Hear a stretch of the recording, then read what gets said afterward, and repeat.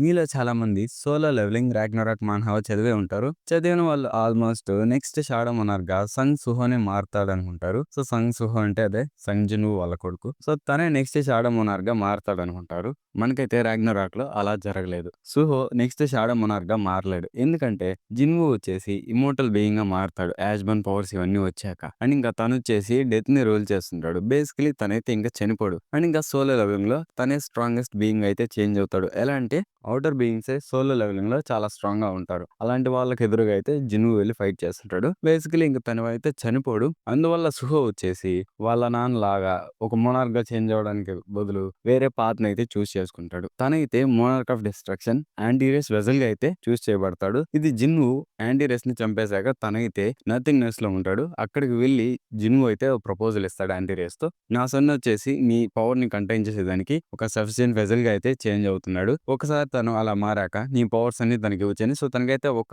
Proposal లాంటిది ఇస్తాడు. So యాంటీరియస్ వచ్చేసి బ్యాటిల్ మేనియాక్ కాబట్టి తను డెఫినెట్‌గా అలాంటి ఆఫర్స్‌ని యాక్సెప్ట్ చేస్తాడు. సంగ్ సూహో అయితే యాంటీరియస్ సక్సెసర్‌గా అయితే చూస్ చేసుకోబడతాడు.